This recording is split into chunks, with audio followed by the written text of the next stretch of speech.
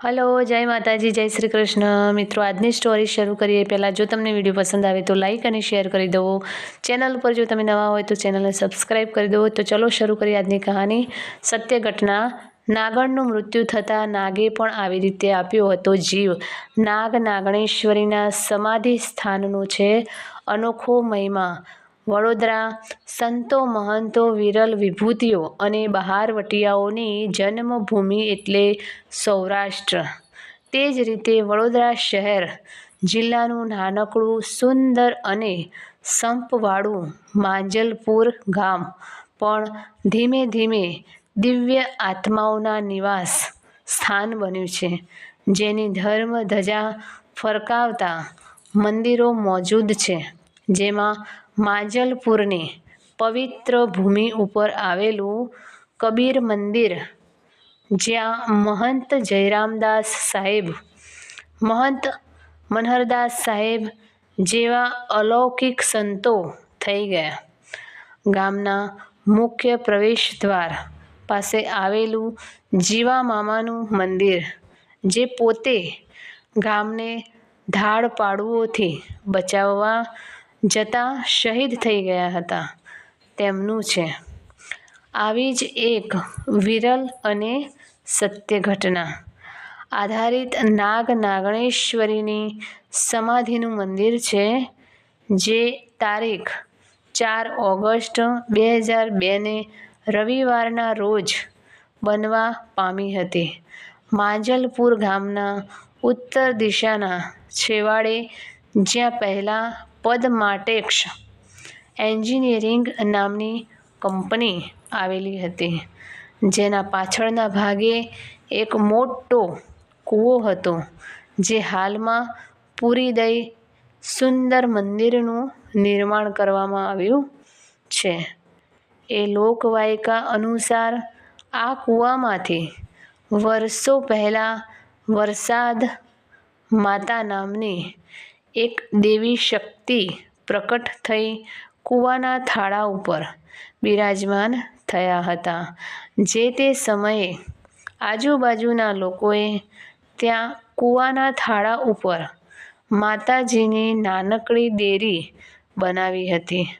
હાલનું જે માતાજીનું મંદિર છે, તે કૂવો પૂરી દઈને વિશાળ પાયે બનાવવામાં આવ્યું છે. આ કૂવાની બાજુમાં એક નાગણની જોડી રહેતી હતી. અલૌકિક દિવ્ય આત્મા સ્વરૂપ નાગ નાગણની જોડી આખી કંપનીના કમ્પાઉન્ડમાં તથા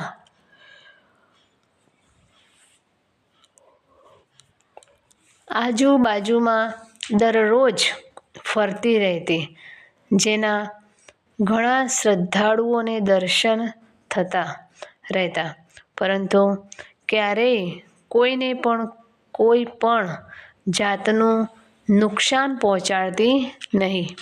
હિન્દુ ધર્મના સૌથી પવિત્ર અને ધાર્મિક માસ તરીકે જાણીતા શ્રાવણ માસમાં તારીખ 4 ઓગસ્ટ 2002ના રવિવારના રોજ સમગ્ર માંજલપુરમાં એક આહ્લાદક વાતાવરણનો માહોલ હતો.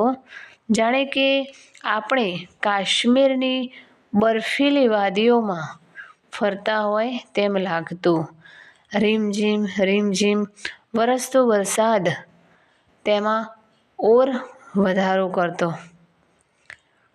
બરાબર આ જ સમયે સાંજના લગભગ 4 થી 5 વાગ્યાના ગાળામાં અહીં બાજુમાં આવેલી મંજુલા પાર્ક સોસાયટીના બ્લોક નંબર E2માં રહેતા પારેખ પરિવારના સભ્યો કષ્ટભંજન દેવના દર્શન કરી સારંગપુરથી મારુતિ વાનમાં પરત ફરી રહ્યા હતા. મારુતિ વાન હાલમાં જે નાનકડી દેરી છે ત્યાં આવી ત્યારે બરાબર આ જ સમયે સામે કૂવા તરફના ભાગેથી પોતાની મસ્તીમાં મસ્ત કુદરતી વાતાવરણનો આનંદ લૂંટતા નાગ નાગણ રસ્તો ઓળંગી રહ્યા હતા. મારુતિ વાનના વ્હીલની ઝપટ વાગતા નાગણ તત્કાળ ત્યાં જ મૃત્યુ પામી. નાગે પોતાની વહાલ સોઈ નાગણના પ્રાણ વિનાના દેહને જોઈ તેની આજુબાજુ ચક્કર લગાવી ખાતરી કરી કે પોતાનું શરીર ત્યજીને નાગણનો આત્મા અનંતની યાત્રાએ ઉપડી ગયો હતો. નાગણના ગયા પછી મારે અહીં પૃથ્વી ઉપર રહીને શું કામ છે? કદાચ આમ વિચારી વિરહની વેદના હવે નહીં સહેવાય તેમ લાગતા નાગે પણ પોતાનું ફણીધર માથું રોડ ઉપર પછાડીને પ્રાણનો ત્યાગ કરી દીધો. બલિદાનની આ ઘટના નજરો નજર નિહાળનાર બાજુમાં જ પાન પડીકીની લારી ચલાવતા યુવાને અહીં મેદાનમાં ક્રિકેટ રમતા ગામના યુવાન બાળકોને બોલાવ્યા. જોતજોતામાં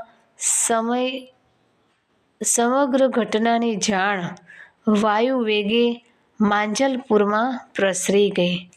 ગામના લોકોએ આ દુઃખદ બનાવ બન્યો તેનું દુઃખ હતું તો હવે બંનેના મૃત શરીરનું શું કરવું તેની વિમાસણ હતી. ઘણાએ સલાહ આપી કે શુદ્ધ ઘી અને લાકડા વડે અગ્નિદાહ આપવો. કેટલાક અનુભવી વડીલોએ સલાહ આપી કે પ્રેમ અને બલિદાનની ઘટના સદા યાદ રહે તે માટે અહીં જ સમાધિ આપવી અને ત્યાં ગામના બલિદાનની નાનકડી દેરી બનાવવી.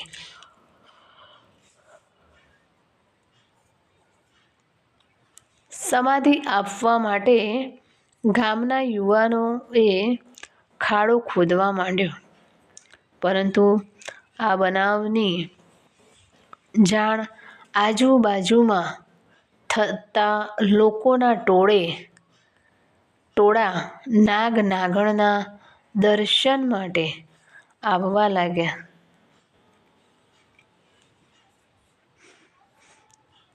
એક તરફ સમાધિની તૈયારી થઈ ચૂકી હતી, પરંતુ દર્શનાર્થીઓની ભીડ વધતી જતી હતી. આમને આમ કદાચ સવાર પડી જાત, પરંતુ રાત્રિના 10 વાગ્યાની આસપાસના સમયે એક સાધુ મહાત્મા જેવી ઉંમર લાયક અજાણી વ્યક્તિ આવી અને સમાધિ પાસેના યુવાનોને જણાવ્યું કે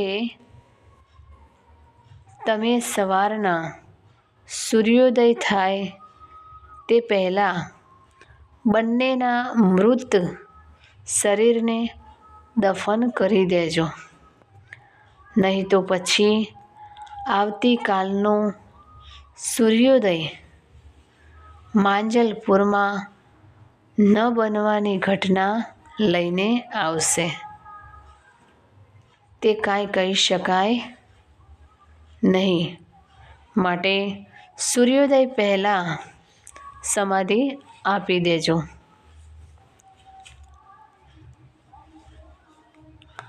આમ રાત્રિના સમયે નાગ નાગણને સમાધિ આપવામાં આવી.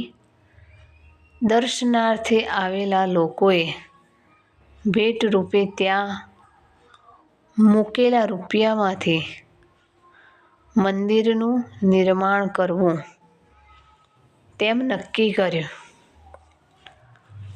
થોડાક યુવાનો ત્યાં રાત્રે રોકાયા. સવારના મળસ્કે લગભગ 4 વાગ્યાના સુમારે એક જોરદાર ધડાકા જેવો અવાજ આવ્યો. ત્યાં બાજુમાં સૂઈ રહેલા યુવાનોએ સમાધિ પાસે જઈને જોયું તો સમાધિ ઉપરની માટી લગભગ 2 થી 3 ફૂટ જમીનમાં અંદર ખૂંપી ગઈ હતી. સવારે પણ દૂરથી લોકો સમાધિ સ્થળના દર્શન કરવા આવવા લાગ્યા. લોકફાળો, નામી અનામી ઘણા દાતાઓની સહાયથી હાલના આ નાગનાગણેશ્વરી સમાધિ મંદિરનું નિર્માણ કરવામાં આવ્યું છે.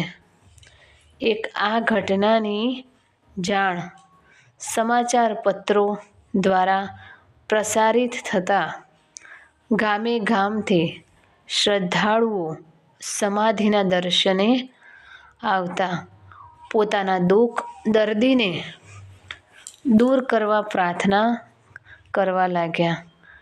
તારીખ 11 ઓગસ્ટના રવિવારના રોજ શ્રદ્ધાળુ દ્વારા શ્રીફળ વધેરવામાં આવતા ક્યારેય ના જોઈ હોય તેવી ઘટના જોવા મળી. એક જ શ્રીફળમાંથી 2 અલગ કાચલી નીકળી. બીજા એક શ્રદ્ધાળુ દ્વારા શ્રીફળ છોલવામાં આવતા જાણે કે નાગણ પ્રસન્ન થયા હોય તેમ તેના ઉપર 2 આંખ જોવા મળી. આ બંને વસ્તુ સમાધિ ખાતે મોજૂદ છે. અહીં આવતા તમામ શ્રદ્ધાળુઓની મનોકામના અવશ્ય પૂર્ણ થાય છે અને ખાસ તો નિસંતાન દંપતી અહીંથી ક્યારેય નિરાશ થઈને ગયા નથી. નાગનાગણેશ્વરીના આશીર્વાદથી તેઓના ઘરે અવશ્ય પારણું બંધાય છે. આ સમાધિ મંદિરમાં ગામના કેટલાક યુવાનો દ્વારા ફાગવેલ જતા કોઈ પણ પગપાળા યાત્રા સંઘને રહેવા તથા જમવાની વ્યવસ્થા કરી આપવામાં આવે છે. નાગદેવતાને ખાસ તો પ્રસાદીમાં શેકેલા તલ, ગોળ અને ઘીનું મિશ્રણ કરીને ધરાવવામાં આવે છે, જે એમને ખૂબ જ પ્રિય છે.